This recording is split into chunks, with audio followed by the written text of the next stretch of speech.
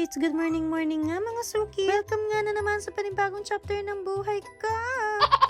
Samahan nyo nga na naman ulit ako ngayon magtinda. For the go. Nahinga muna natin ulit itong mga gabing nagsi-order. Maaga pa nga lang yan ay ramdam mo na ang init, no? At buti na lang talaga ang ibang client ko ay gising na. At ang iba nga ay inaantay na ako. At ngayong araw ko natin tininda itong mga mangga ko. At nagulat nga itong si client dahil ang bilis ko daw dumating. Nagkakataon kasi talaga niya na pag nagchat-chat sila ay nasa malapit lang na lugar ako. Salamat. At ganyang oras nga isa-isa na pong nagigising ang aking mga customer. Kaya rin talaga ako bumili ng mangga at hinahanapan ako ng prutas. Dati din kasi talaga ay nagtinda ako ng mga prutas. Dahil sabi ko nga sa inyo lahat ng mga racket ay rarakitin ko. Nagtinda rin ako dati ng gulay. Sumalang ay tinigil ko at sobrang nakakapagod. Salamat. Hindi naman na kasi sa akin bago talaga ang pagtitinda. Dahil bata pa nga lang talaga ako ay nagtitinda na talaga ako. Siguro nga ay mga 6 years old pa lang ay businesswoman na ako. Ay, totoo yun. Hanggang nga sa mag-aral ako ay dinadala ko ang mga paninda ko sa school. Nakikipagunahan pa nga ako sa kante mag-iwan ng mga paninda ko. Kaya maaga ako napasok nun at tinuunahan ko silang magbukas. At sobrang laki nga ng ginagamit kong bag nun. Para nga akong laging maglalayas nun.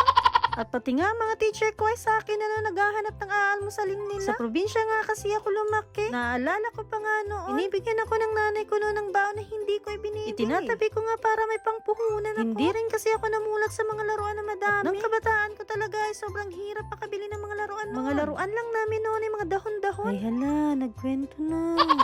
Kaya't nung bata pa talaga ako ay lagi ako may pera. Kasi ultimo papel talaga noon ay binibenta. Bago naman ako nung pumasok, ay maglalako muna ako sa baryo namin. Pero may sahod naman ako nung sa lola ko. Naaalala ko pa nga noon ay 20 ang aking sahod. Iniipon ko yung mga 20-20 ko araw-araw para may pambili ng ingredients sa pulburon. Tapos yung matitira ko mga paninda ay yun ay ihahatid ko sa school. At ang nakakatuwa pa nga doon ay pag naghahatid ako ng order sa mga teacher ko ay hindi na nila pinasusuklian. Salamat. Siguro nga ay mga kinder pa lang ako nung nagsimula. At hanggang sa nag-college ako ay ganun at ganun pa rin ang naging senaryo. At hindi ko naman talaga yun ikinahiya. Dahil nga sa karanasan na yun, ay hindi ko malalaman ng mga ganitong diskarte. Kaya't malaking pasasalamat ko talaga sa nanay ko. Dahil kung hindi niya sa akin talaga pinaranas yun, ay lalaki talaga akong walang alam. Uy, namiss ko tuloy ang nanay. Ang nanay at tatay ko talaga kasi ang nagpalaki sa akin. Ayoko na nga munang magkwento. At baka maiyak pa ako sa inyo.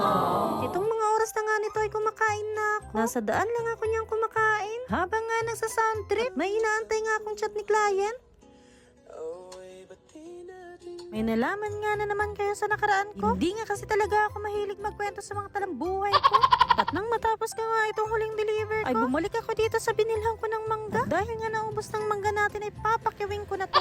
Ay hala, feeling. Ang iba na nga dyan ay mga na-reserve na. At ito nga ding minili ko kanina ay naubos na rin. Salamat. Until next video, I love you all.